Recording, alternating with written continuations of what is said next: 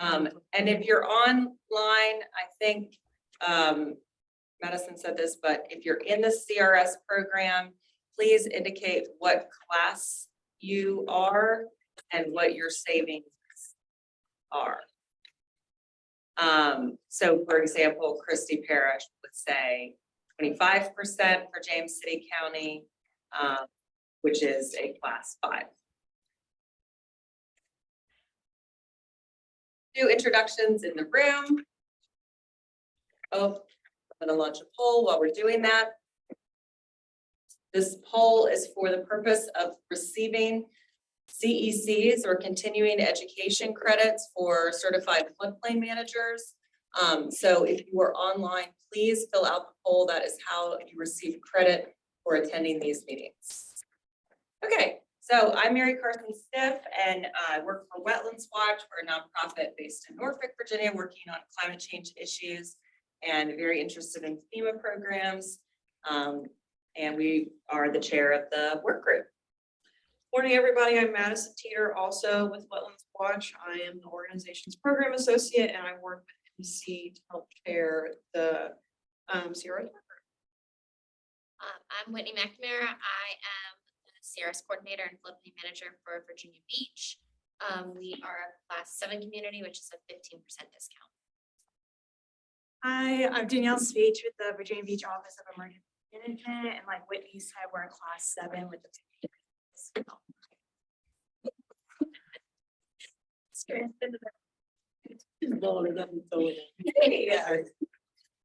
Sorry, we're trying to get the sign in sheet. We're trying to People are still showing up. Okay, Virginia Beach crowd, thanks for being here. We'll jump across the table. I want to introduce I'm Carolyn White. I'm from Pughesville, Suffolk, Virginia, and we're with the Pughesville Civic League. Hello, everyone. I am Pamela Brandy. I am with Pughesville Civic League, which is combined both Chesapeake and Suffolk. I'm on the Chesapeake side, and I am the Chesapeake, the president for the Chesapeake Pughesville Civic League. Morning, I'm Tom Broker with Accomack County, GIS coordinator and floodplain manager. We're a class 6 community with a 20%.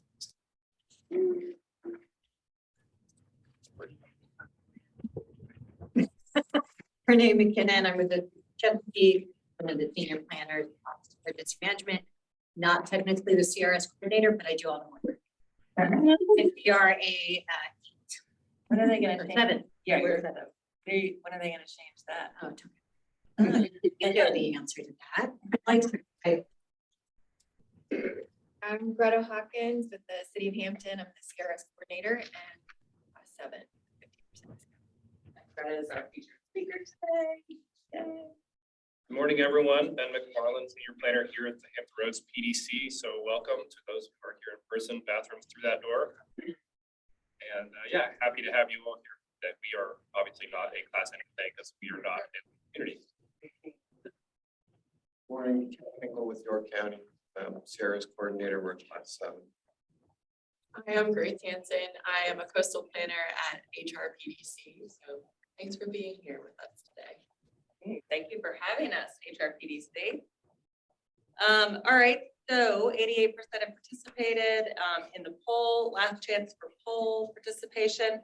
And if there is anyone new who has never participated in one of our work group meetings, we would love for you to introduce yourselves for real, kind of on screen, or if you don't want to have your camera on, at least your voice.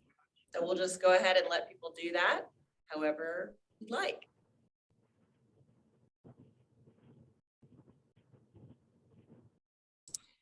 I suppose I can introduce myself. My name is Meredith Keppel. I'm the George Washington Regional Commission's new environmental planner. Welcome, Meredith. So happy to have you.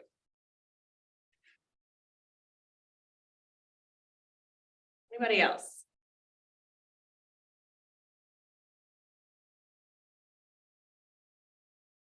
I'm not new to the group, but I'll go ahead and introduce myself. Emily Schmidt. I'm the ISO specialist handling any of the Virginia communities. So I'll be meeting with several of you this coming year.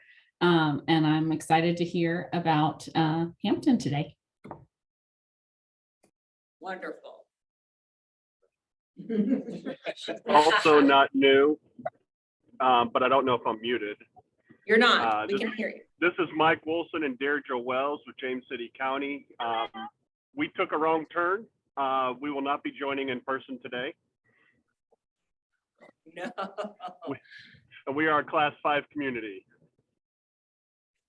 Thank you for trying to be here in person. That is wonderful. And I'm Just try again tomorrow, Mike. Right.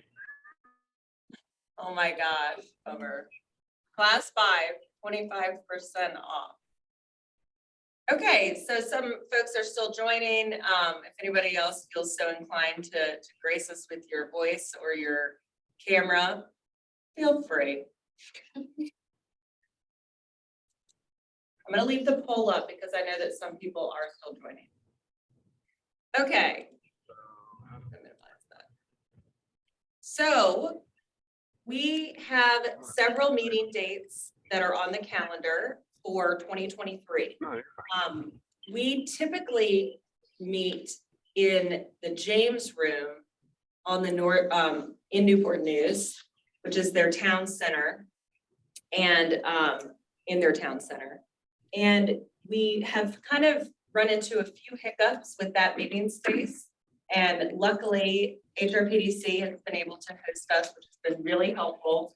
I am gonna work to kind of confirm and solidify our relationship with the northern, I don't want to say Northern Neck, but the Newport News space.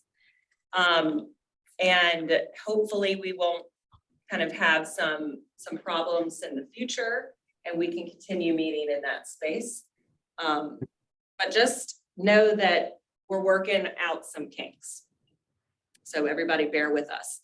As you all know, we make these meetings available in person as well as Zoom. So this is our largest in-person meeting since COVID, probably, right? Which is really wonderful to be with everybody in person, and especially grateful for that during the holiday season. It's just really nice to see everybody. Okay, I had everything, sure did. So we, as you know, because of the polls that have been launched, we are able to offer continuing education credits for certified floodplain managers. We have just received notice that the July and September meetings will be credited at 1.5, which is very typical. We had a little bit of a fluke in January where everybody got a little bit more, so that was great. But 1.5 is what you should expect. And the online portal is under construction. And so if you're having issues viewing your updated credits, that's okay. They're going to be there. And the credits from July and September will be added this next couple of weeks. So you will receive them by the end of the calendar year. And the portal is expected to be back up by December 8th. It's supposed to be this brand new, very fancy looking portal that ASFPM is putting together. So well, that will exciting. Be exciting because the old one is pretty old. It's clunky. So next week, I believe that's next Thursday. Okay, cool. Thank you. All right, this is our, every meeting plug for the Virginia Floodplain Management Association. I don't know how many people from this group attended our annual meeting this past year, which was, I think, in October, right? In Richmond, but it was excellent. It was really fun to be kind of in person and on our own. The Virginia Floodplain Management Association has been typically linked to the Virginia Waters, Lakes and Waters Association, which has been a wonderful partnership and has served VFMA well for years and years. And we've participated as partners in the Virginia Water Conference. But there was some desire in the membership and the leadership to create our own thing. where all of our topics could really be front and center, and the focus could be just on floodplain and I think resilience issues. And so we're really feeling that out and trying it out. And I think that it's been a real hit, especially that this first in-person meeting in Richmond this last month. So if you aren't a member of the Virginia Floodplain Management Association, it is insanely reasonable and a really wonderful organization for Virginia. So, is it gonna go? Is it Nico or? Oh. We have to do that.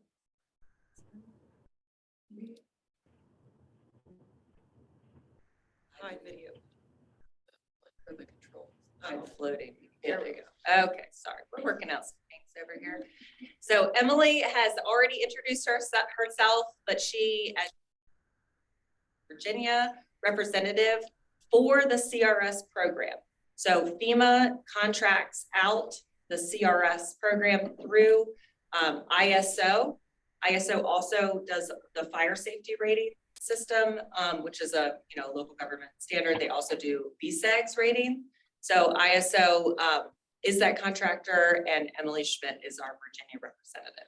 Emily, did you have anything you wanted to update the group with briefly? Not to put you on the spot, but if not, no worries. I have nothing specific prepared, but I am here for if there are questions and adding comments throughout as needed, but nothing ready to present. Okay, perfect. And just to kind of revisit the VFMA conference, Emily was present at the conference and she made herself available an entire day. And so you could schedule slots to meet with Emily and discuss anything that you wanted related to your CRS program, interest in upgrading to a higher class or interest in being, cycled out of, you can request additional cycles outside of the every 5-year cycle visit. And so it was a really, really important and helpful benefit to VFMA conference attendees. So Emily, thanks for availing yourself and committing that time. It was great benefit, and also I think unusual. I don't think a lot of ISO specialists are doing that for other states. And so just really thank you so much. You're welcome. Okay.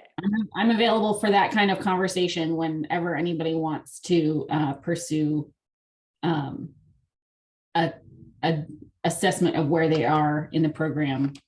So just reach out if it's not during a conference time. Okay. Awesome. Thank you, Emily.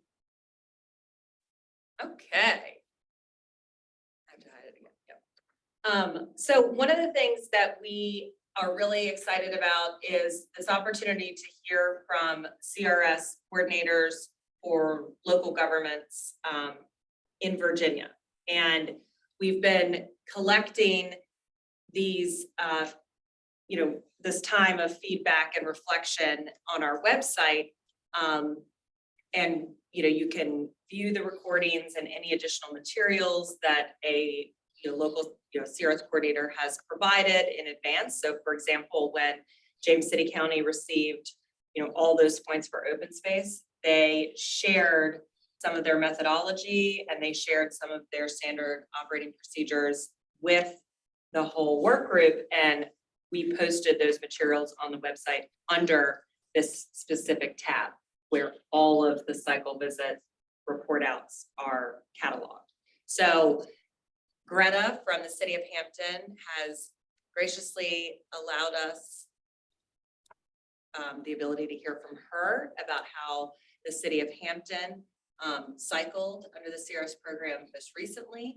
And during that cycle, they maintained the class 7 certification. So awesome. So I'm going to be quiet.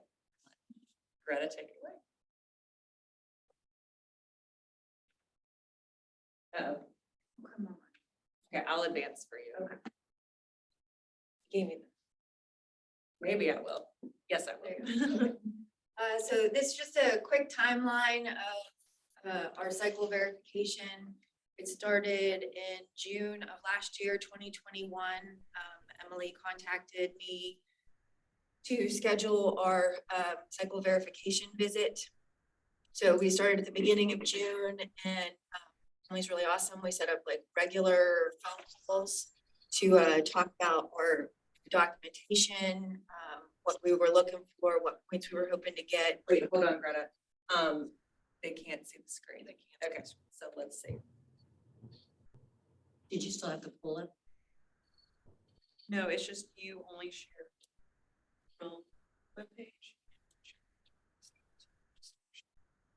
Okay. Wouldn't share No, it. no, no, the Screen. Yep. Okay, so sorry. I thought for some reason I knew that might have. Sorry, Greta. You're good now. Trying to see if that would work now, but still not. Okay, yeah, so we started last June. She contacted me. We set up regular pin calls to make sure we were making progress. Make sure that, we were hitting all of our documentation needs. Asking any questions. Our original cycle verification visit, which was remote, it's kind of pandemic times, was scheduled for August 26th, but we rescheduled it for the next, so we did our call August 30th.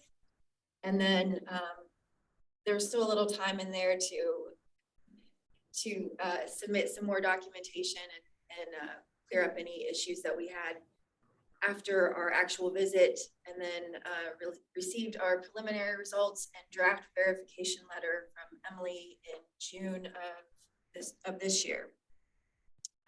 And we should be receiving the official letter from FEMA by April of next year. So it's not official until you get that letter. But so this was basically a year-long process, but from the one that we did, our previous cycle visit I wasn't involved in it until the very end, but I can tell you that it took us at least 2 years to get our verification letter, if not longer. So this was a very organized and streamlined process, and I really appreciated that. Yes. That was during the period of massive delay. And then I tried to change this a little bit, so go on to the next. Oh, change this. Yeah, like I tried to move that one to the end. So I was gonna go through the points that we got and the activities. This is just a quick overview of the number of points we got. We got 1748 points, which keeps us at a class 7. On our last cycle visit, we had 1691, I think. So we got another like 50 some points. So we did a little bit better, but there's still work that we can do. And then I'm gonna go through each of the activities so you can see what we did. 310 used to be the elevation certificate activity, but now it's the construction certificate management. So if you do your construction certificate management procedures, you get the 38 points. So I worked with our building official, the inspectors, and our codes compliance, and we came up with our procedures to try to make our acceptance, review, and storage, everything of our elevation certificates more streamlined, which was very helpful until our building official got deployed for a year. So What? Bill, he got deployed. It's in the reserves? Coast Guard reserves. Yeah. Yeah, so he won't be back until summer next year. For what He's in issue? Oh, no, I can't. They're short staffed. Oh, no, he's clear. He's in like Guantanamo Bay. Like he's gone. So yeah, for a year. So What happens to his position? It's fascinating. yeah, Steve Shapiro is back as No. contractor. Oh my God. I know. Steve. Yes, so Steve is kind of acting as the building official, so he's back to doing the elevation certificates. Wow. Too nice. So I'm anxiously waiting for Phil to get back because we had a really good process going. So yeah, so this is an easy one to get some points on. Go to the next one. Our map information service. This is the letter that I send out to the key three, which is the lenders, insurance agents, and real estate agents. Just lets them know about this service that we offer, that they can call the city and ask for information about firm flood zones, historical flood information, natural floodplain functions. And this letter has to go out annually. And any calls that we get, we record in a spreadsheet. I have not received any yet, but. Ask a question. Okay, on your previous slide with the construction that you did, so that is information on all the buildings that were damaged during the flood, you know. Any buildings that are new buildings or substantial improvements in the special flood hazard area have to have a elevation certificate. And you have to keep the finished construction ones. So those are the only ones I really care about. There's also, because of where we are, we have some zones. So you'll have some V zone, like one with a V zone certificate. There's flood proofing certificates. There's other things besides just the elevation certificate. That's why they've changed it to the construction certificate management. And this letter that y'all use, is it based on the letter that the work group created? Well, I don't know if it's from the work group. It was a template that Emily sent me. So I just added in our Hampton specific stuff. And we have a mailing list of all the lenders and agents, insurance and real estate that to mail out to. That's great. And does it encompass Hampton and like Newport News, or is it just Hampton specific? I need to look at the list again, but I think it's more like regional because it's not, because real estate agents down here can work in Hampton, so they need to know about it too. Sure. Yeah. But I can double check the list. Yeah, that would be really If it's regional, I can share it. Yeah. The work group worked years ago and created a template that, you know, members contributed to and offered their feedback on. And then we built a Excel spreadsheet that included a ton of kind of the heavy hitters, right? The big agencies. And that was when Gail was a part of the work group. And so I wonder if it's a legacy document. The spreadsheet probably is. Yeah. Yes. That's great. Yeah. Love it. So we're saying that it's not just Hampton, but all areas, all cities. Well, it depends. So that list, the spreadsheet was created to include, like, for example, Rosenwomble. So they have a regional presence, or Nussbaum Insurance, which has a regional presence. And so it's intended to hit the people who would be most likely to speak to residents or potential residents about living and insuring and buying property in a high-risk flood area. So it's kind of the heavy hitter who's using the information most frequently. And again, this is letting them know that if they have someone purchasing a house or insuring a house and in the city of Hampton or your locality, exactly who they need to contact to get information.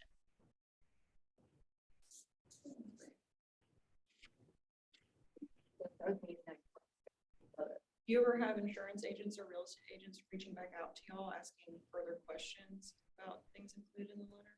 I have not yet.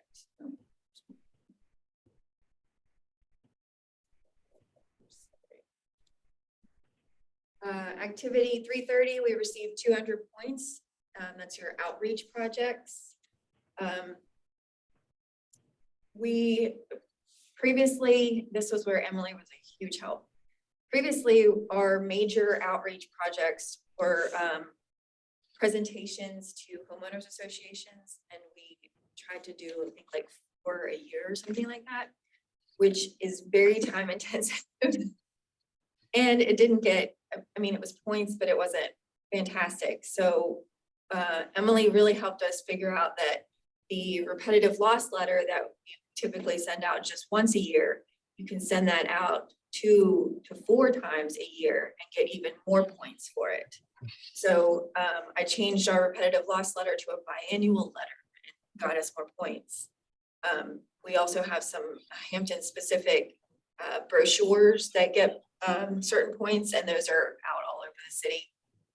You can get points for having your storm drains marked, that they drain to the bay.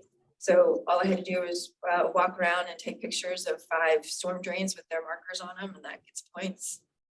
And we had plenty around City Hall, so it really just took me like 5 minutes. We also got a lot of points for the HRPDC Flood Fluent website and their brochure, which was very helpful. So there's a lot of good things. And like I said, Emily's very helpful. There's a spreadsheet for this that helps you figure out which outreach projects get you the most points and what are the least, which would be easiest for your locality to do. So this worked out for us. Do you guys have a PPI? No. This Hampton specific brochure is amazing. It's so old though. It needs to be updated. Well, it is so important. I mean, I don't know of other localities that have their own specific brochure. I mean, It is a really great brochure. I just would like to, I think it needs to be updated a little bit, but other than that, it has all the, it gets a lot of points because it hits all of the major topics. yeah. For your repetitive loss letter, how many people does that go out to? We have, we just got a new list and came up with new areas, added some, so probably getting close to 1,000. Okay. Well, cause ours, and that's what I was like, ours, it's so costly for us to send it out. You go out later anyway. We send ours out to about 5,000. Yeah, So that's to what try to do it multiple times a year, like we just don't have the budget to do that. I know, that's why, like, I'm getting ready to send it out, so I'll have a better idea about how much it's gonna cost this time, because we're gonna, when Gail was here, we did it internally, so like everybody folded and stuffed envelopes, and printed it, and I'm like, we're not doing that, so. We'll be paying somebody to do that, or find out how much it's gonna cost. to have a better idea. Yeah, we just switched ours because we used to do ours the same as like planning commission adjacent property mailings with the trifold with the rip-offs, which that one's like $1 per letter. And we just switched it to a different company last year that did it, and that dropped the cost to about 2,000 for us. So it did get Yeah, out. that was why, that's why when, you know, that Emily was like, you could do it 4 times a year, and I was like, that would be expensive. In my defense, most of the communities that I had been working with up until I got to you guys had very small rep loss distribution lists. So I went with my normal quarterly mailing spiel because you get 144 of your 200 points if you do it 4 times a year. 1,000 people. But I will point out that if you are looking to do a target audience mailing, like a rep loss mailing for credit, if you look into creating a PPI, and you could do a multi-jurisdictional PPI with your neighbors, you are allowed in a PPI to define new target audiences. So they don't have to be as large as the rep loss, and you could go back to just doing your rep loss once a year as the mandatory requirement, but you could have other target audiences identified in your PPI document that have smaller distribution lists that would still then get the 6 points per topic. So I'm curious, because ours, I was getting ready to send our letter out, Yeah. and the list is gonna be like 6,000 people. Yeah. So is that, it sounds like the audience, you're similar to what we're doing. Like, we are trying to err more on the side of having a larger group that we send it to. Yep. Because repetitive loss isn't always defined by the floodplain that they're in, as we know. So we feel like the letter is better to go out to more people than try and make it a smaller list just for points. Like, if we're gonna do it, we really want to make sure our citizens know the threats where they're at. Right, like I could have literally sat there and said, okay, Yes. here's the rep loss Yeah. property, I'm gonna include both on each side, now we have a rep loss area of 3 properties, it's not individually Right. identified. But then if we had like one here, one like a block over, like when we started getting clusters, then I grabbed the whole neighborhood, cause I'm like, I can't just pick like Right. 3 houses in a cluster because of who's identified as rep loss, like the whole neighborhood needs this information. Did you all send out your letters to any of the civic league leaders? I don't think ours goes to the civic league leaders, it just goes to the individuals.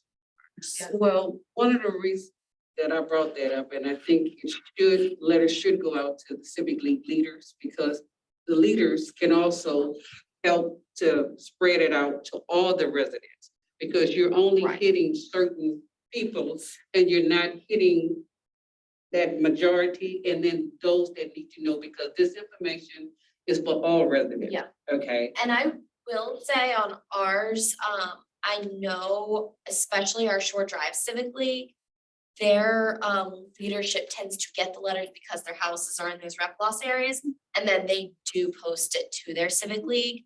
The problem we run into, and I don't know if anyone else is set up the same way, but if you pull up our master mailing list for our civic leagues, it just sends it to City Hall.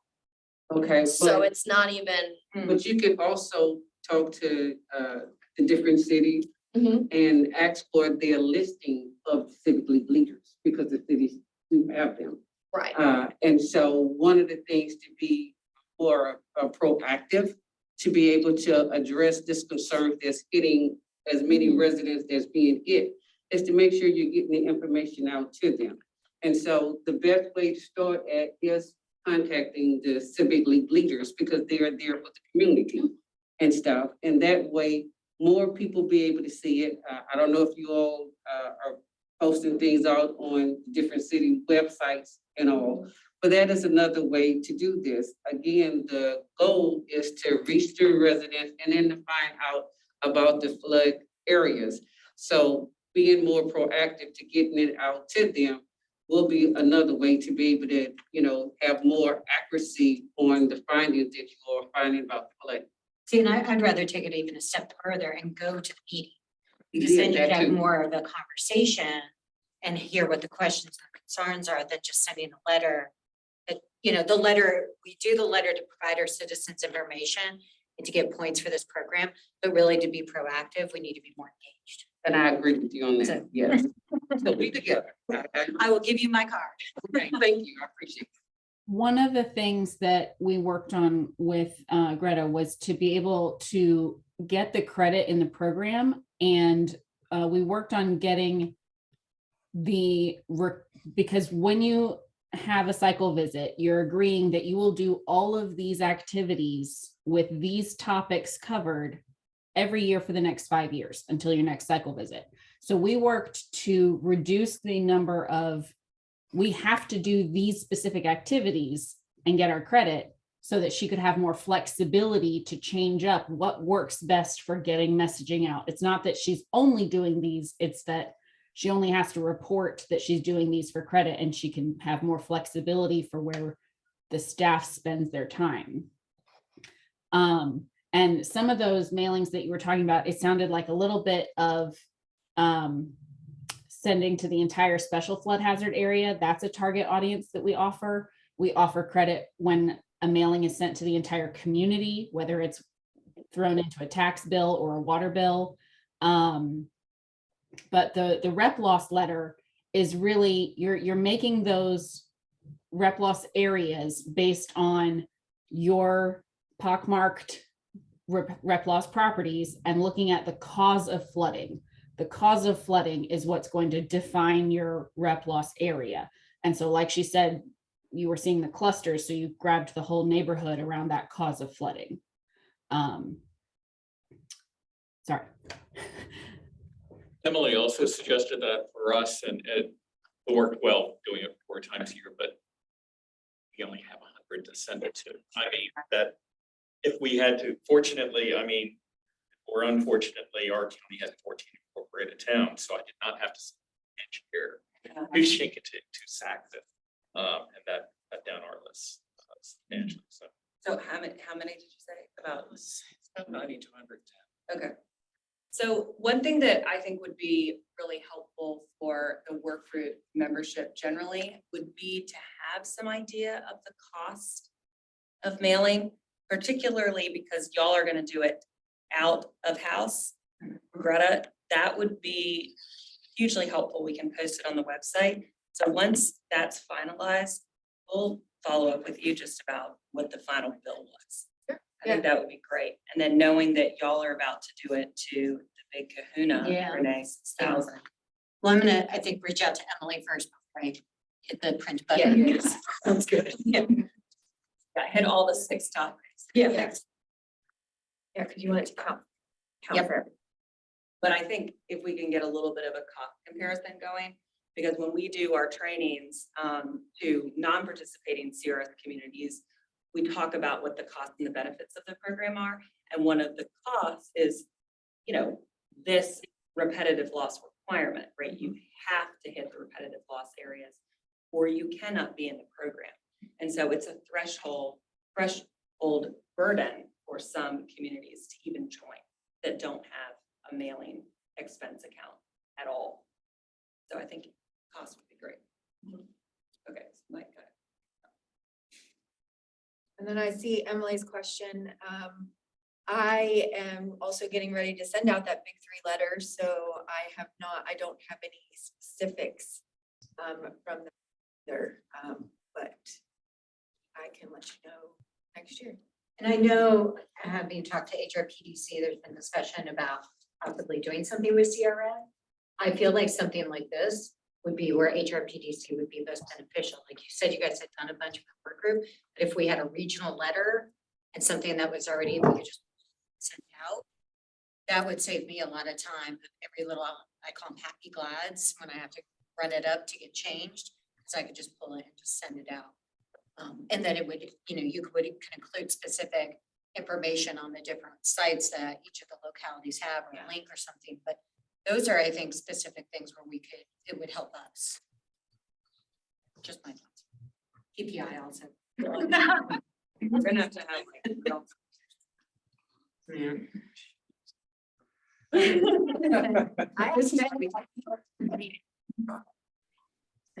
So, because I presented this to our city, my city staff, and that was like their first question. How do we get up to a class 6? Like, what about this PPI? And I'm like, let me find out about the regional PPI first, because you know, doing one for us is a lot. So let's just. But so we're still waiting on that. Yeah, perfect. Okay. Flood protection information. This is having the specific list of FEMA documents in your library system, and then certain things on your website. So this was another 65 points to get. You get more points if you have locality specific documents on there. So luckily in my library system, we have like floodplain studies and watershed studies that we've done that are available in our library system. So we get points for those. And the brochure being a part of the library, and then the hurricane guide to y'all. Yeah, so everybody, VDEM creates the Virginia Hurricane Guide, and they update it, you know, every hurricane season in theory. And so that uploaded is a locally pertinent document, even though it's Virginia specific. And you could put the Coastal Master Resilience Plan in there. Stack. Yeah. So this is an easy one to like get lots of points on. 420 is open space preservation. This one, we got 421 points. We preserve about 27% of our special flood hazard area as open space. We have some open space protected with deed restrictions, and then some open space land in a natural state. And then our GIS person had this, created it's an online GIS, so you can make maps from it, but it shows where all of the parcels are and has all the specific information. And I got our community development department to get excited about, we can get a lot more points if we preserve a little bit more of our SFHA. So I think we're gonna start working on this a little bit more too. And did you all submit all RPAs? Okay, and the wetlands features too?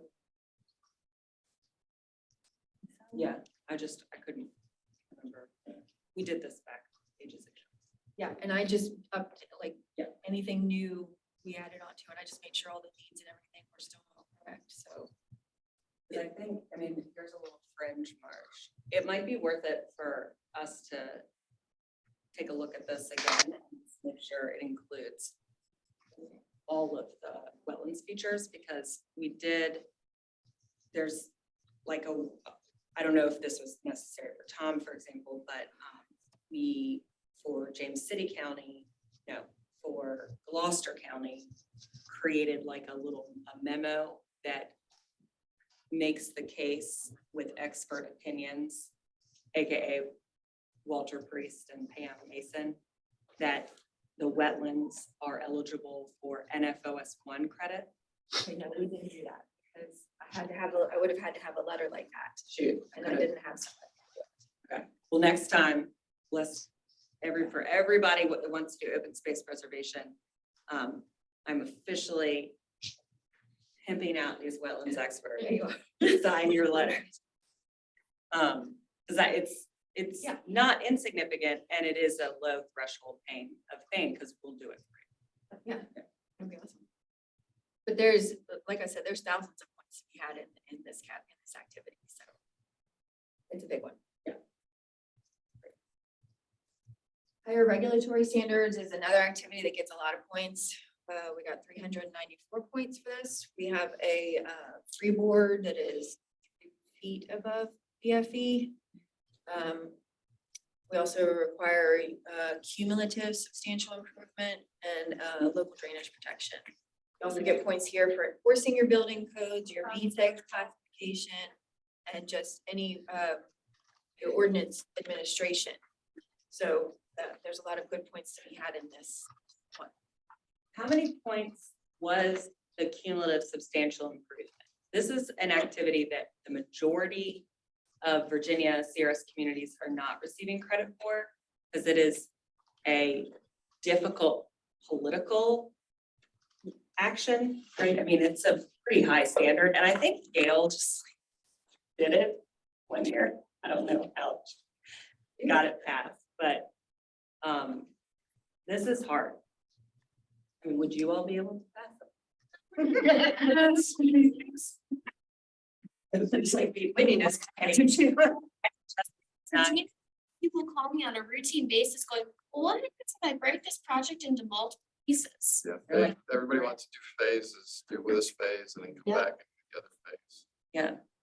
Which Do you know, as long do as you have is there a certain time frame for the substantial improvement, you know? Think 5 years or- Yeah, it's in your work. I can try and look. Cumulative substantial improvement is usually at either a 5-year or 10-year. I think it's 10. I would assume that it's 10. It'd be kind of wild. No. Norfolk does not have one, to my knowledge. So is this the only locality that you don't? Yes. And Did in you- fact, we're asked all the time. Did you have a note of how many points y'all were awarded? Okay, we can follow up Specifically with for you that later. thing. Maybe Emily would be able. Sorry, my PDFs were going slow, so I opened up my spreadsheet version and I'm just scrolling to it now. Yes, I'm not on mute. Okay. So for cumulative substantial improvement, we have 4 different subgroupings that we will give credit for. We'll give credit for if you require cumulatively counting up to that 50% threshold for repairs or reconstruction for damages, or we will count for improvements counted substantially. So it feels like the same thing, but one of them is new things and one of them is repairs to old things. We also, our CSI 3 is if your regulations have qualifying ICC language, insurance coverage for rep loss, increased cost of compliance. And so that is the piece of cumulative substantial that Hampton got. And then the fourth one is if you have regulations in your ordinance saying that additions to a structure must be protected from the base flood level at your, like, as if it was new construction. So if you're adding an addition instead of just doing a regular improvement, it automatically has to be at freeboard and following your regular new construction rules. Which I have a question about that one. So if, for instance, we have, say, a pre-firm house, they're at or below the base flood elevation and they come in to do an addition. Building code for the state is requiring 1 foot of freeboard. So that may be lower than what we're requiring for new construction, but that's still a higher standard.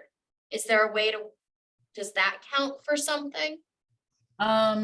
So each of those 4 cumulative substantial improvements, unfortunately, does not have a ton of points associated with it, which is also why a lot of communities will skip it, because it is hard to enforce.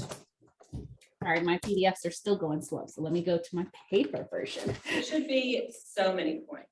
Emily, is that also impacted adjusted for? It is also impact adjusted. So if in a community like Accomack that has the majority of their SFHA is preserved open space, only that minority of SFHA is going to be what we call developable SFHA or redevelopable SFHA. And that's what gets the impact adjustment in 430.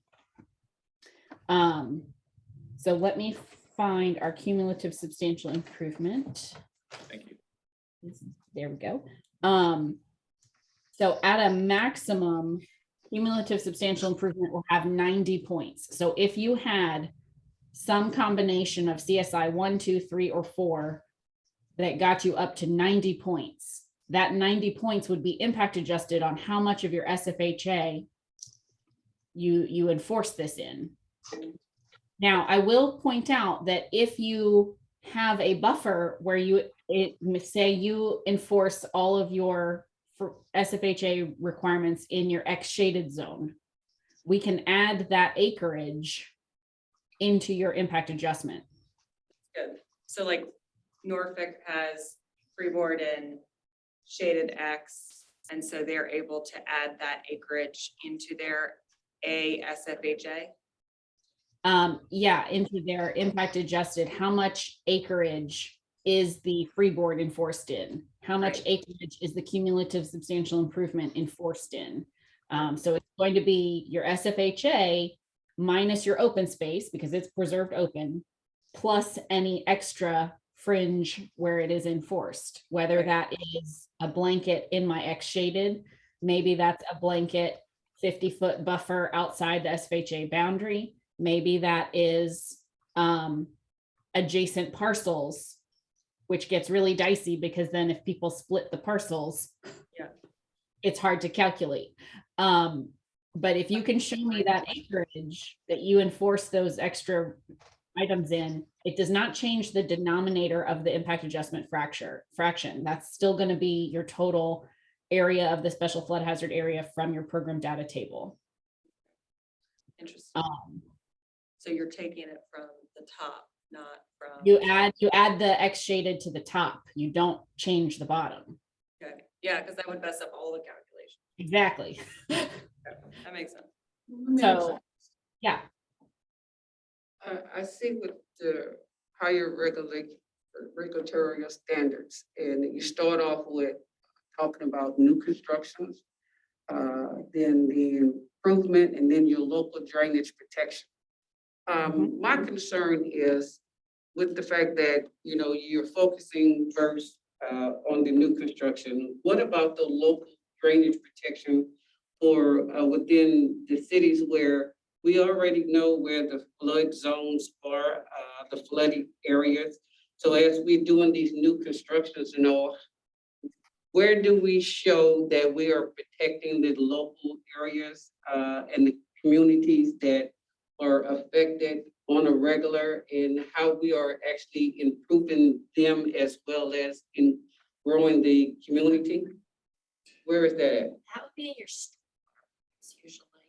That's gonna be in 450 stormwater. Where you Okay. prevent downstream flows with new construction. Okay, because, and I know we're not right there yet, but as in most areas, a lot of areas, even though the residents are paying for stormwater, there are a lot of areas that do not have stormwater system. So then your residents are paying for a service that they're not receiving any benefits from. However, the cities are not protecting the local areas, and there is that great concern about that because one, most of those areas are areas that elderly is in majority, and the elderly cannot continue to rebuild. They are living in areas where, when the damage comes to their property, their health is more at stake than anything else. Because most of them are on walkers or motorized carts and all, and the flooding is not helping them at all, in living in those type of conditions. So as we look at these areas that we're looking at to focus to improve, to make sure that the new construction are together, it's like we're focusing on new projects, but we have not taken care of the old projects in the old areas that is known by all. So where we're focusing at there. So the CRS program has a lot of different activities that address risk in different ways. Okay. And this is only one section. And so there are many different ways that the community can help inform people about risk and help take actions to actually reduce risk. The issue you're talking about stormwater systems, stormwater fees applying to people outside of actual stormwater systems like pipes, drains, is like a much bigger issue of ditches not being cleared and systems overflowing because of their capacity. And stormwater management, as Whitney said, is an activity that helps award points for actions taken to reduce the impacts of those issues. There are no points in this program for addressing socially vulnerable individuals. This meeting and this work group is about the CRS program, which is a way that communities can earn points for actions they take to reduce flood risk. There are many different things that communities are doing outside of the CRS program to reduce flood risk in the community. And sometimes this group talks about those other programs that are ongoing, that are specific to neighborhoods or one locality or maybe even region. But when we're in the weeds and in the details of the program, it's because FEMA has created this separate program that awards points for only some actions, not everything.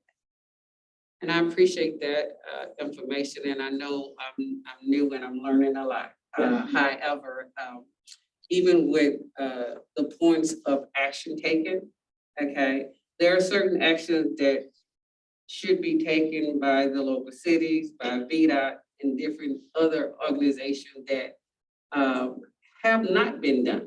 Sure. Okay, and again, no matter which program you go in, when we just get to the basic bottom line of it, yeah, it still remains that certain communities continue to flood in the same area. So as we're focusing on getting points for doing certain actions, I don't care which organization we're working in, we all should still be working together to accomplish and take care of areas that has a long history of problems that is not new. But when I continue to hear of new projects and new construction and new build, and we're still affecting the areas that has been here forever as we continue to grow the city, I think there is a very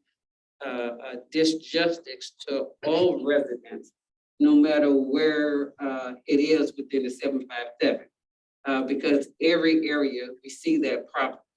And so I'm learning, I'm listening. I will be continuing to ask questions, but I will be silent now. Keep moving on.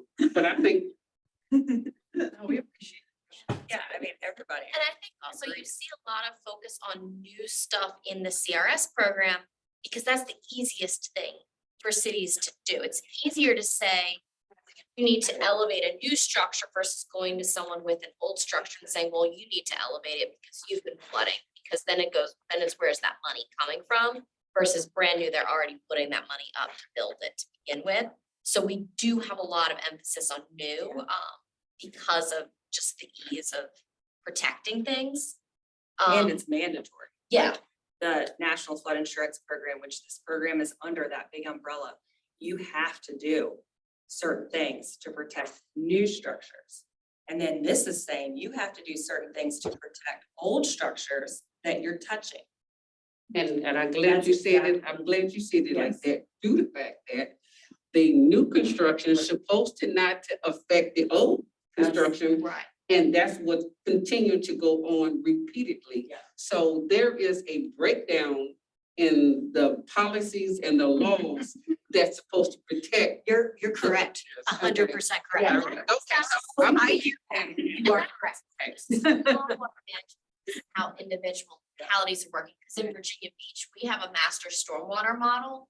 And anytime you're putting a new development in or a new house in, you have to add that to that stormwater model and show that you're not gonna impact anyone else with that new house. And I got, look here, Chesapeake and Suffolk has a master drainage plan It's a that. little different than what we're doing, though. The point of neighborhoods that continue to flood and stormwater management within those neighborhoods is different than the overall, like, here's new construction, how that's not gonna impact. Right. What are we doing to correct the problem from that? I heard you. I got you. I got it. Let me give you my card. She's the one you Okay, didn't. I'm just sorry. I don't know the answer, but. Okay, thank you. I think- I'm not gonna be quiet, but I'm gonna be quiet. You don't have to be quiet at all. No, but that's to say, you're talking about that new construction. And they're putting new construction, just like you said, in the old developments. So Pam is really saying, how can you say you're protecting the new construction when they're putting it in an old place where you don't have that drainage? So really that new construction, in the long run, is gonna be affected anyway. Because that same flooding is gonna eventually go in that new construction. And so you got neighborhoods say, why should I buy that insurance? If it's gonna flood everywhere. Yeah, I mean, what Let the church you're say talking amen. about is that it's just bigger than this program. It's a bigger issue. Yeah. And it's, So we're gonna add some footnotes to your program. okay, so cumulative damage, what is the, The cumulative substantial improvements, what we have is in our zoning ordinance, we have a flood zone overlay district. And so under definitions, which is section 937. Yep. We have a definition for repetitive loss structure. And that's where we get, it's for a 10-year period. Awesome. And then severe repetitive structure, that doesn't have the same thing in it, but that's where we get it is because you're saying the incurred flood related damages in a 10-year period. excellent, that equal 50% or more? Yes. Yeah, okay, awesome. Exceed 25% of the market value of the structure. And that was how many 25%. points? Well, that's the standard definition of competitive loss structure. That's not necessarily tied to your cumulative substantial improvement. It's the ICC language that they got the credit for. increased cost of compliance coverage in their rep loss definition. Just referencing it? Having that in their definition and using that as part of how they define their rep loss. The increased cost of compliance is a maximum of 20 points. It's then impact adjusted, so they got 14.5 points. So it's just the reference to the ICC. And that's why we've just added it to the end. The Yeah, contract I for flood see. insurance contains increased cost of compliance coverage. So Oh my just that God. phrase gets you substantial or cumulative substantial improvement, Emily? You gotta prove you're enforcing it. Yeah. You have to show that you're enforcing it, but I can't give ICC credit as CSI 3 without finding that language in the ordinance. So if you don't have the increased cost of compliance coverage language in your ordinance, then there's no chance of me giving you a CSI. So it's not real. It It's different. It's not, no, no, It's no. different. It's not what It's we not think. real cumulative substantial improvement as the standard. It's just, ICC, so CSI 3 is not what we normally think of when we say cumulative substantial improvement. yeah, What we normally think of is what we count under CSI 1 and CSI 2. The fact that somewhere in here, we talk about substantial improvement being counted over a 5-year or a 10-year period compared to market value. That is normally in another definition somewhere. They don't have it. They didn't get that credit. They got the impact adjusted of the 20 points for CSI 3, which is the increased cost of compliance language for rep Okay. loss. there's still no Virginia community True. real and by standard that we understand as a higher standard. Makes way more sense. But hello, that's how many points, whatever, 14.5 points for this. we're adding a phrase that contains like 4 words. Okay, cool. So we're gonna tell everybody that. Activity 440 is flood data maintenance. This is another just having all your old firms and FIS reports. I found all the books in Laserfish. We also have hard copies of most of them too. And using that information in your day-to-day management of the floodplain. So our zoning department uses it, Development Services Center. And then establishing and maintaining a system of benchmarks. Like everybody should be able to get those points. Well, No. it's hard to. When your first map was in like 1970 or 1971 and you don't have it and FEMA doesn't have it, you can't get your points. Benchmarks, okay. The benchmarks Yeah. everybody should get. Yeah, But well, then, that's- yes, the previous firms, yes. Those can be a little more difficult. We That's can what give partial credit for the previous firms. So if you have most of your previous maps, then we can at least give partial credit for that, if not full credit. Just note, full credit is 15 points. So you could get 12, 8, 9, 10, some sort of partial credit. And every little point adds up. It's not hard to have to download your past maps from the Map Service Center if they have them. One thing I will say about the benchmark, there's 2 kinds of credits that we give for benchmarks. And Hampton used the continuously operating reference stations, those CORS benchmarks. For credit for that, we need to have at least 3 of them within 30 miles of your special flood hazard area. So you'll see this map she's showing. It gives the dots are the reference stations, the dashed lines are the 30-mile radius, and then the outside of those radius circles would be showing that all 3 of those circles are covering the entire community. I have had counties that had about 5 different stations and they had some kind of slivers that were not covered by 3. They were only covered by 2. So those were SFHA. We don't have to. This is not only. There's more than this. Yes, you only have. Oh, I was gonna say, what? Okay. those three gave us full coverage. That was all we needed. Love it. This is a cool little graphic. So that's 27 points. Benchmarks is a maximum of 27 points. Well, and think about how many people in this room are now in this range. Everybody, except for Yes. except for Tom. Well, actually, we can't really pay. And we can. Yeah, you. Okay, interesting. All right, cool. Stormwater management, this is one we only got 51 points for. We got points for enforcing our ENS regulations and water quality. We also do the stormwater management side of this. You get a lot more points for, but I'll get into that when I get to the specific lessons learned. But it also required a lot more documentation that I just didn't quite have the pool. So right now, we had to just send 5 plans showing ENS controls and 5 plans showing BMPs.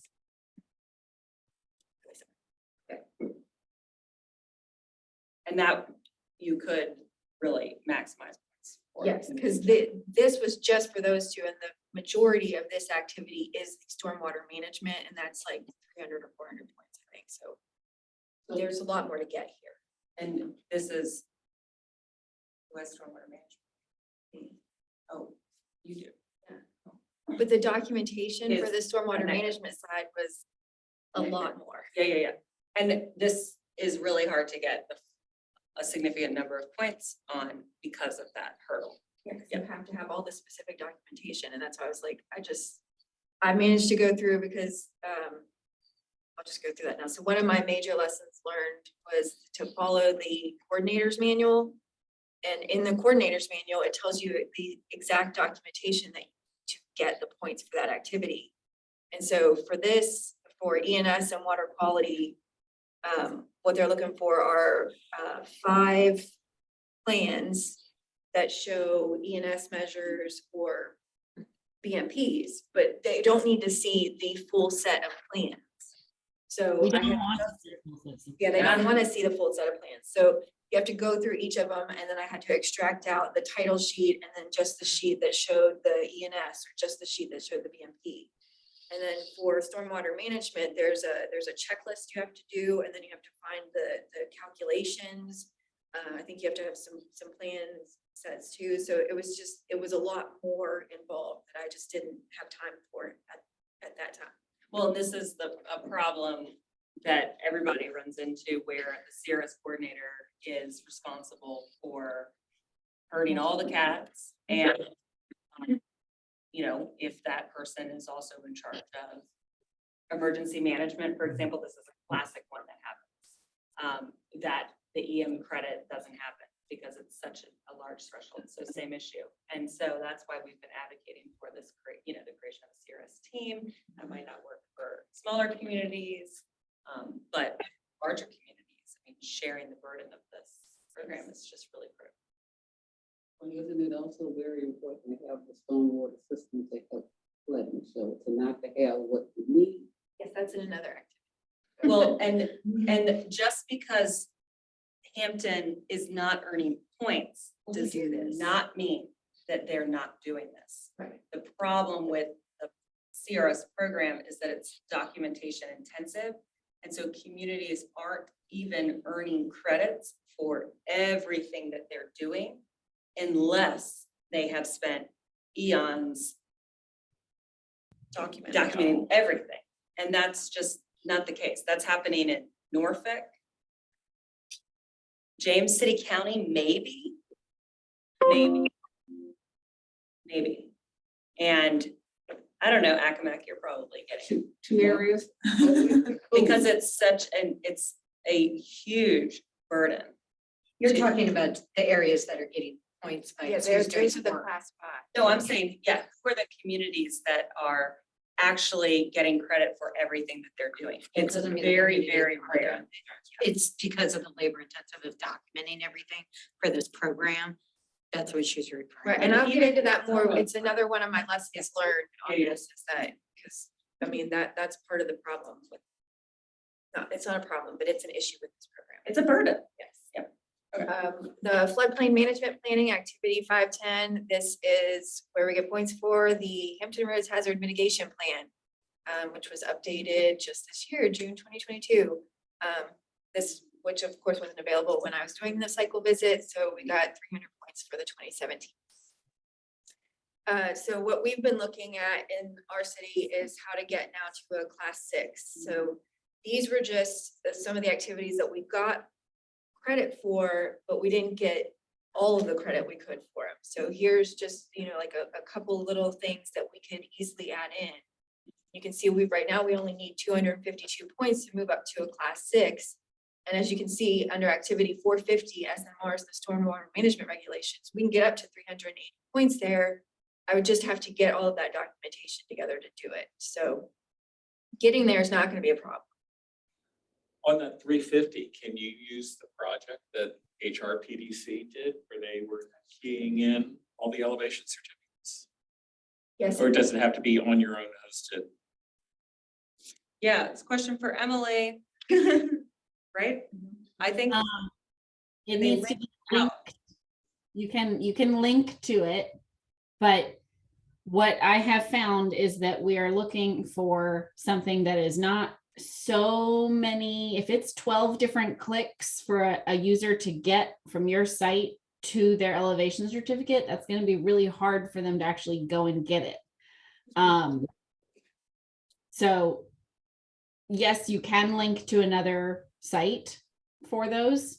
And the more we get submitted, the more my reviewers get views of how different things are being done. The up to 20 is really you telling me 50% of our elevation certificates are accessible through the website, as opposed to all of our elevation certificates are available through the website. That's what I was gonna say, that not. It's not hard to get all 20 Not of all those. available at all. Question on that, actually. How, do you have any guidance or examples of other communities that have a substantial number of elevation certificates? Because, we're issuing we do probably like 20 to 30 a year, which I know is low compared to like some of the communities like in Louisiana. But when you start adding that up every year, then it becomes really difficult, like if a resident's looking for an elevation certificate, to then try to find the one they're looking for in a grouping of 200, 500, 1,000, like as time goes on. So do you have any examples for what other communities have done when they have large numbers of elevation certificates for this? Because like ours are all available online, but they're available through our permitting system. So you have to then go into the permitting system and search by the address you're looking for and then find the right permit to then find it. So as you said, it's a lot of clicks to get there. Ours are on our mapping website. That's what I was gonna say. And it's just, points that, yeah. Some communities have it as a layer on their mapping site, and you can click on the radio button and it opens up the attribute table and there's a link to the PDF. Some communities have opted for because we offer two different types. You can either put actual elevation certificates on your website, or you can say, here's a list of the addresses we have elevation certificates for. This is the contact information to request a copy. And some communities don't want to have to put the whole list on there. So they have put type your address in here and you will get an answer that says, yes, we have a copy, contact us here. No, we don't have a copy. If you have a copy of your own and wish to have it added to our system, please send it to us. We've had both of those type of options work so that it's either scrolling through a PDF or a spreadsheet of addresses, or it is doing a control find on an address list of a PDF. Or it's that type your address in here and get an answer sort of response box that then says, contact us at the building department or the permit department for the copy of your certificate, something like that. And log those calls to earn the credit, Emily? No, you don't have to log it. I just have to see that it's on the website and that it's clear for how they can request a copy. And either that. So the content on the website, you are agreeing that any links be reviewed for working on a monthly basis, and you're agreeing that your content will be updated at least annually. So if you have a PDF with a list, you'll be updating that at least annually, which you could absolutely do during your I wrote this letter. I'm gonna let you recertification back process. to Kristen. I'll let you read it in a minute. As soon as this is Sorry, someone came off mute for a second. They didn't mean to. Sorry. So there are multiple ways you can do it. I have seen that some of the times when communities get very mapping heavy and very excited about the mapping, and it's very useful for people who know how to manipulate those maps, and it becomes too many clicks for a standard resident to really understand how to get to the PDF itself of the elevation certificate. So if you have them all in a GIS layer, maybe also offer a call us at this department for a copy if you wish, as an alternative for people who aren't quite as computer and mapping savvy. Though if they found the flood information on your website, they're doing pretty well. We don't have like even a list of all the elevation certificates that we have, so that's where. We have a list of all the elevation certificates you gave us. That's right. You can download that data on their website. Yes, so what we have done is transcribed all the data from the elevation values from the certificates that we have. And that's available as a GIS data layer on our website. We do not post the actual elevation certificates. That's something that we can talk about. We just haven't done it. So it sounds like you might be getting AMD 13 in activity 440, having the elevation certificate data in a GIS layer with the elements, with the attribute table having those actual elevations. That is one I rarely ever see. Oh, well, Emily, what I can do is I can send you a link to what we've done. And then you could give us some feedback on that. I have seen, for Whitney, your question, Florida has a statewide GIS mapping application that has links to elevation certificates. That's something that we looked at when we were working on this project. So, and we're also going to be sending out update requests for new data for all of you soon. So expect an email from Grace. Yeah. Make sure to give us like the last date that we gave them to you so we. Yeah. Yeah. Because otherwise you're gonna get more than you need. Okay, so the next slide is just some additional activities that we potentially do, that we do, that I would just need to get documentation together for to get some additional credit. And then Mary Carson, if you'll go back to like one of those very first slides. Yeah. Lessons learned slide. Yeah. There you go. There you go. So the major lessons I learned were, first thing is always to consider your staffing and other obligations.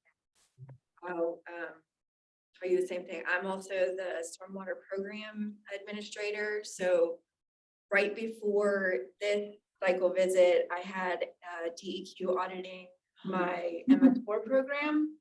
As soon as that finished, I had this start, and then as this was ending, our MS4 annual report was also due about the same time that this was finishing up. So that I had a lot of stuff cramming in a very short period of time. Basically, both of my major programs that I handle were having 5-year audits and annual reports too. So I tried to do as much as I could, but getting all the documentation together in this time frame was not gonna happen. So you need to go back and get your extra points to upgrade a class into a mid-cycle visit to then reset. So now then you're offset. Not You will changes that you do your audit for this?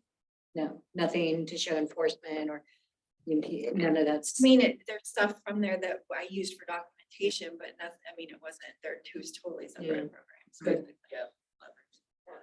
So that's my pitch for that. And that's where we're working. I do have a team of people, our CRS team, And I'm gonna try to get them to start meeting more regularly, and then, we're gonna present to council again, hopefully, because right now, City of Hampton, we don't have any specific funding source for the CRS program. And I am the only CRS coordinator. I'm technically the only CRS staff.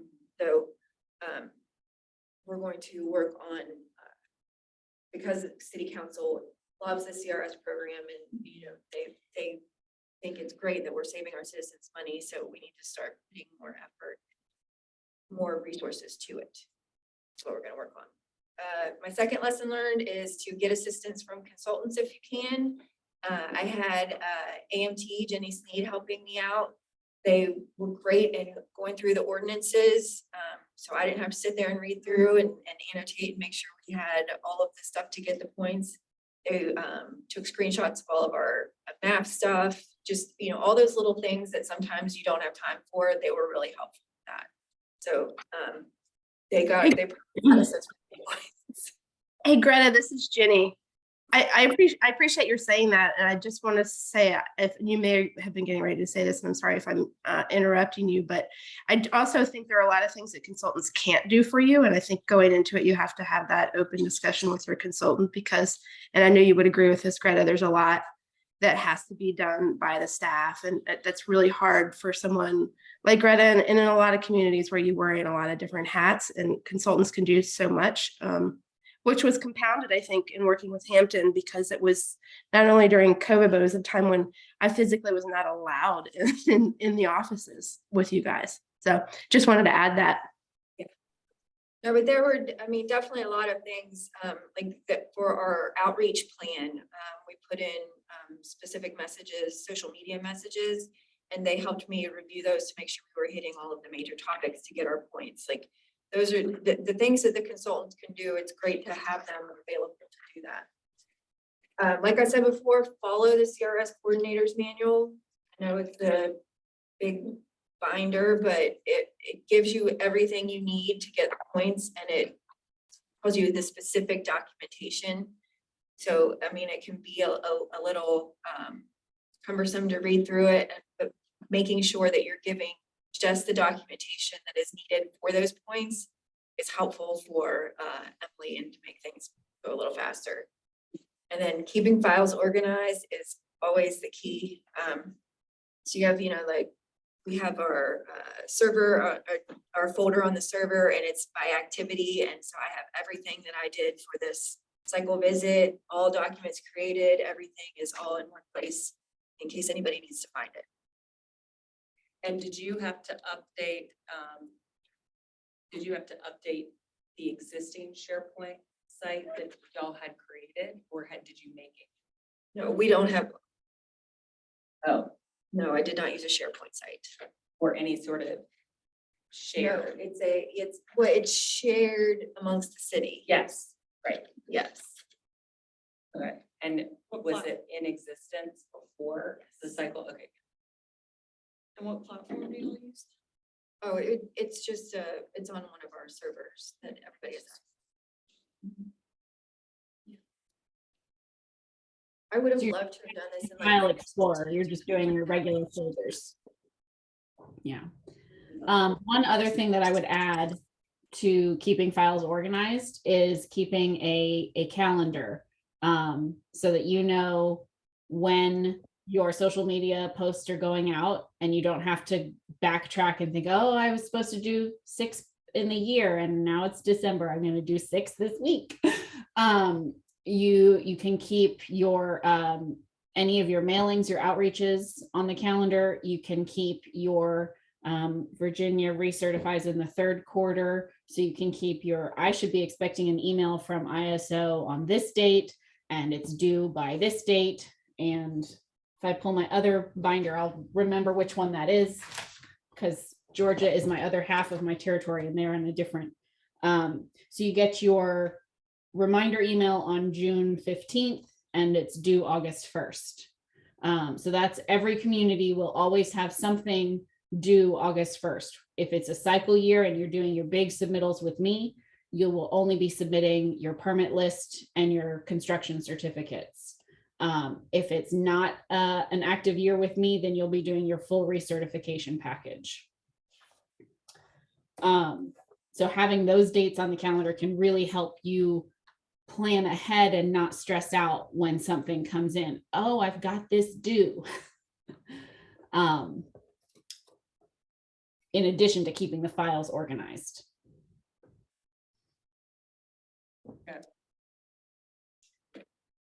Well, I've just launched a poll. Greta, thank you.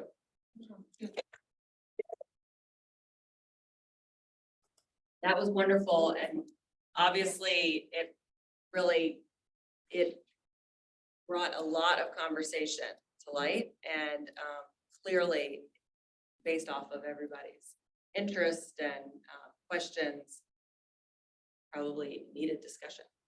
And the other news is that even though the cycle was last year and the effective date will be this coming April, you do not have to wait the full 5-year period in order to get up to that class 6. Whenever you're ready for it, let me know, and we will look at those new activities for a modification. Okay. We started talking about it yesterday, so. Okay. All right, there's a poll, so if you would like continuing education credits and you're on Zoom, please fill it out. We are going to kind of zoom through some updates while people are filling out polls. Yep, so this was just released a couple of days ago. If y'all remember, I think it was 2 meetings ago, I was talking about when I was up in Emmitsburg, them releasing a new elevation certificate for folks to use for non-residential structures. The new certificate is still being reviewed, so the old ones are set to expire today. The guidance from FEMA is to continue using the old form until they release the new. So once the new form is released, though, you have to use the new one. There's no grace period, but until that is still, since that's still being reviewed, you use the old. We'll send out Notification. as soon as it's Yeah, for sure. okay.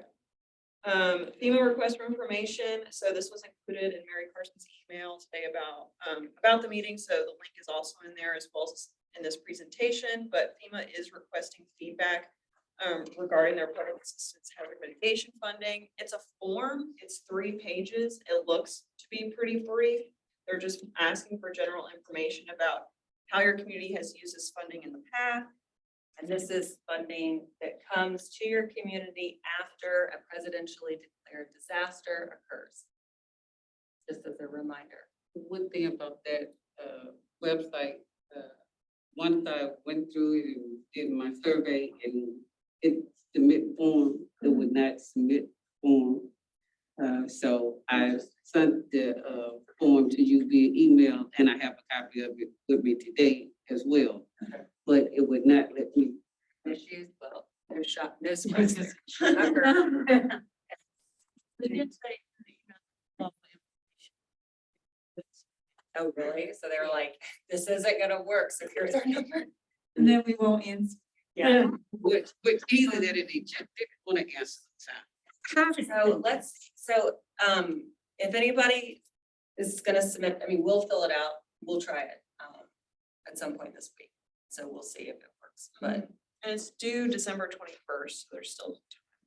We'll Okay. be sure able to send reminders. Because Kelly and we tried it on different days. Yeah, And I even did mine again this morning, to try to get through, and it didn't, so I just. Now, I have a feeling we're supposed to email it somewhere, because I have it pulled up right now in case we wanted to review any of the questions. What And it- browser?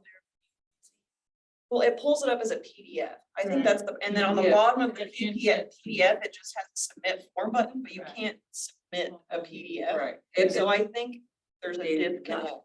Well, it lets you put information yeah. into the Is there an PDF, email? but 'Cause normally PDF forms like that, 'cause our city uses that for room reservations. When you hit submit, it opens up like an email. Yeah. it didn't open up the email. So maybe, yes, yeah, if you have like pop-up blocked on your Adobe or something, that might be. There's an.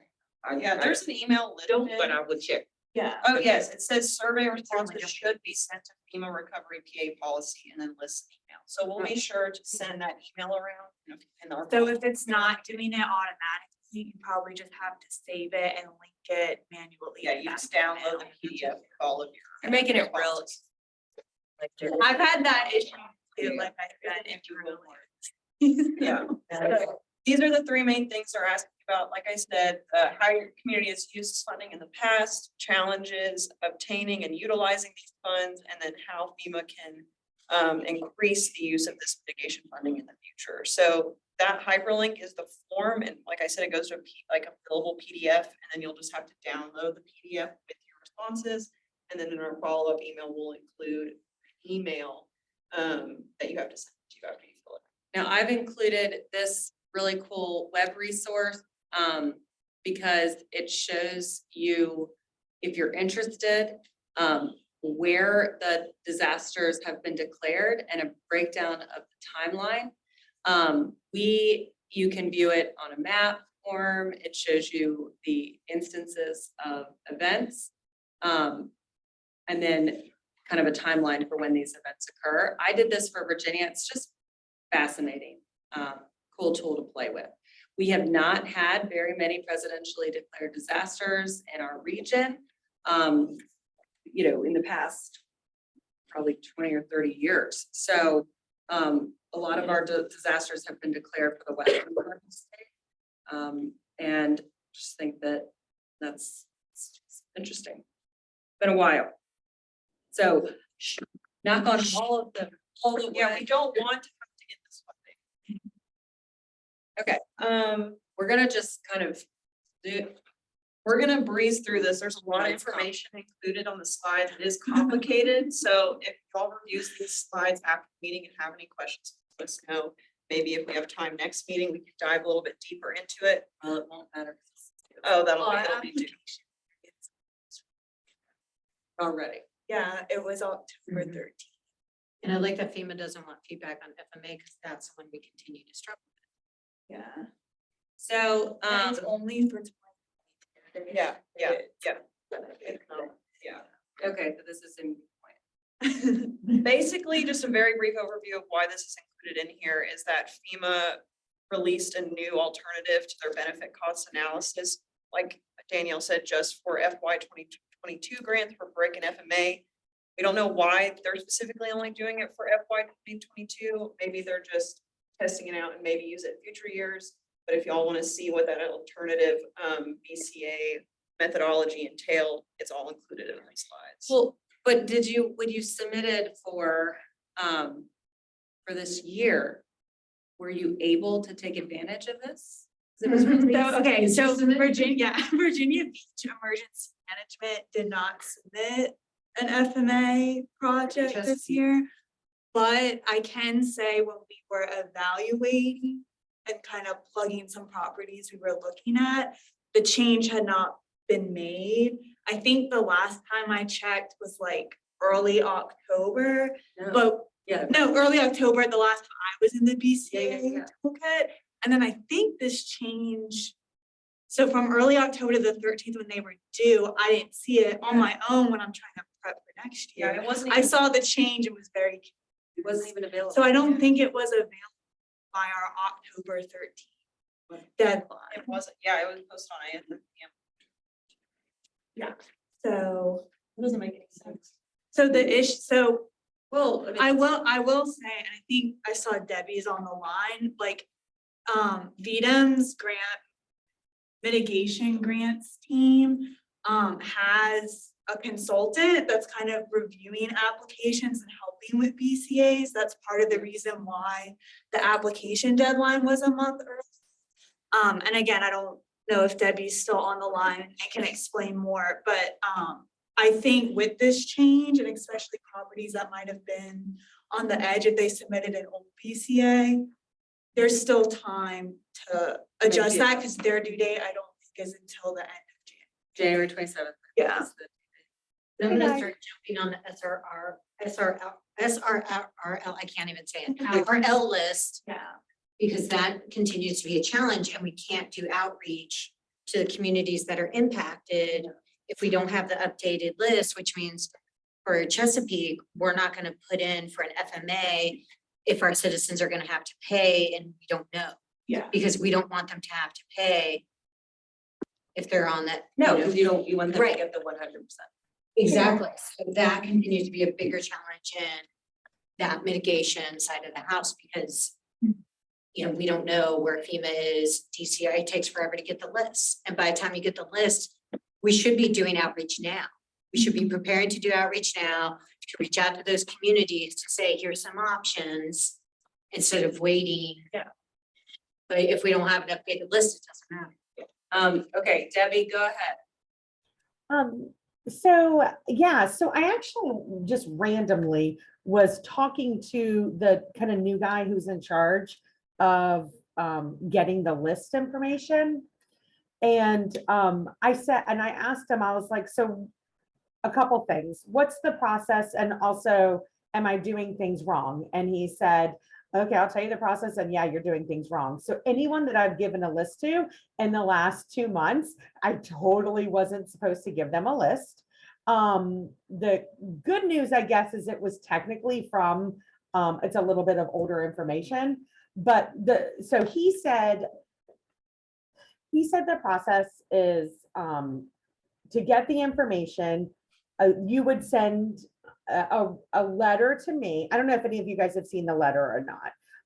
Kind of like just a template letter to me telling me what you want the information for, who's going to have access to the information, and yeah, that's pretty much it. You send that to me, and then I send that to Bill Bradfield, who's the new FEMA NFIP guy who's handling the lists.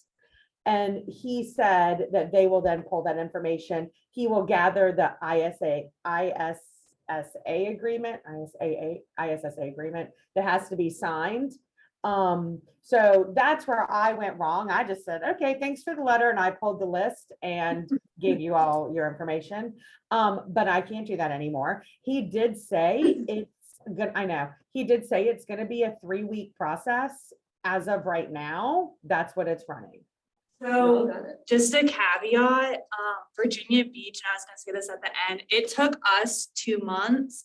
I think the caveat which they told us was our data was so large, it took them more time to handle. I think Chesapeake got it in like 3 weeks. Yeah, but it was a painful process. So 2 things. One, if you can request your list before like July, that's helpful because also when we did it, like everyone in the country was basically requesting it because of we're at FMA deadlines. And if you're a community that has a large SRL or RL list, it is going to take more time for them to pull the data. I just have a crazy idea. Why doesn't DCR just tell us we have updated list, please follow the process if you would like it?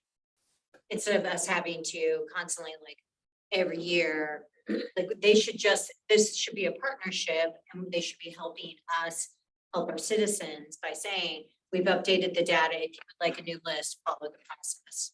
Yeah, we can propose such a thing to DCR. Debbie, was your contact William Bradfield? Okay, Yeah. Okay, yeah. Everything they need. Oh, It's yeah. not a VDM issue. It's directly, it's the DCR holding on to the. Well, list. we appreciate your help, Debbie, while you're under the. Well, and it's not really much help. But I will say, I 100% agree with you about the DCR issue. And, you know, if there is a different way that can be addressed, I mean, we've tried our route, the VDM route, to address that. I know that every time that a PDC is asked for just the generic information, through DCR, they've said, oh, you got to get that through VDM. And so, and I'm sure that that's probably could be being sent as well in terms of the specific claims data information.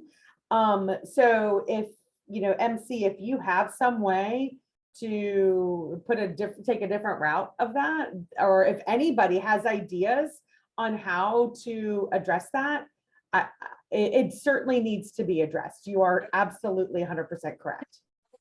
the process is the process, but it's, if we know that FMA is, like, I strongly feel like we should be able to get the list earlier so we can be proactive, so we can identify and do that outreach ahead of time. So when the FMA opens, we already know the citizens that want to participate. So And Debbie, our list wasn't even correct, by the way. yeah, so just, I'm just brainstorming, maybe it's a thing that this work group works on educating or maybe creating a draft timeline. So maybe we say Hampton Roads localities will try to submit maybe November to January for the list. And then Debbie, you at EDM can communicate with your FEMA partners of, hey, look to expect the Hampton Roads communities or coastal communities in Virginia to request data during this time, so they can kind of plan their timelines for like when our area is going to be requested.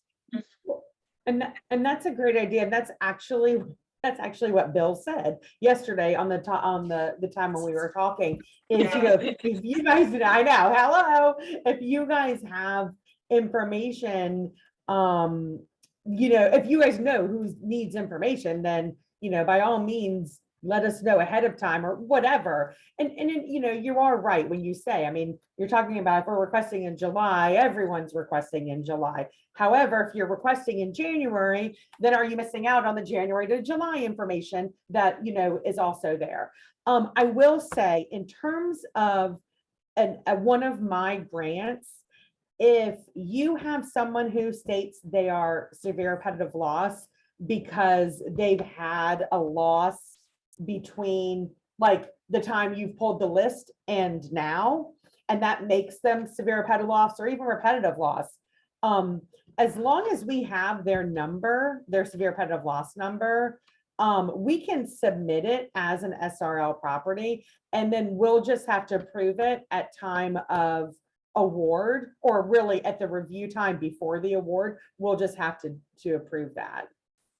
Yeah, and I think, at least for Chesapeake, that's a challenge now, because knock on wood, we haven't had. So Emily, and I just want to, I'm sorry, I just saw a comment from Emily. So I'll just say, Emily, about the ISAA agreement in place for 3 years, they told me it was only good for 1 year. So just as a heads up.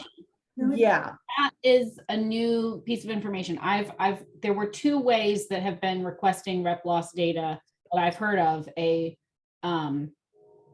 routine use letter, an RUL, it was the one time, but from everything that I had been hearing, the ISAA was a 3-year period.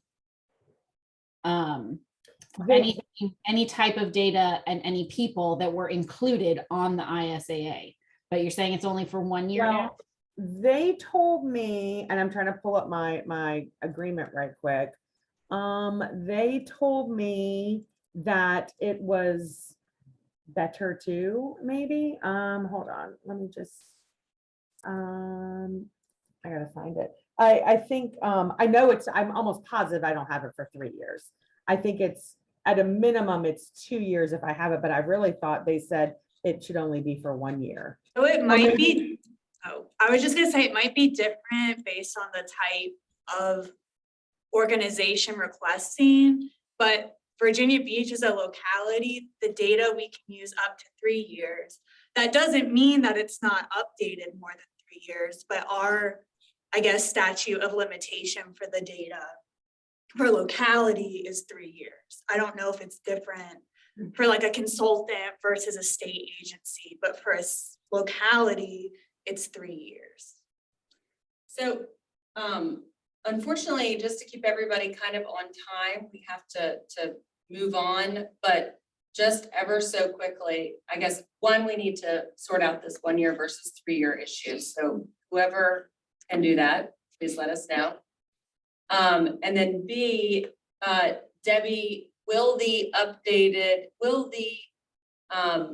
grant applications that have already been submitted to BDEM be able to utilize this new BCA methodology? Like, will y'all be doing it in-house, working with them? So, and I apologize, I must have missed part of that conversation.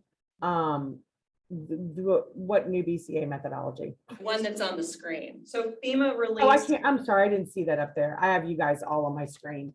How do I get that back?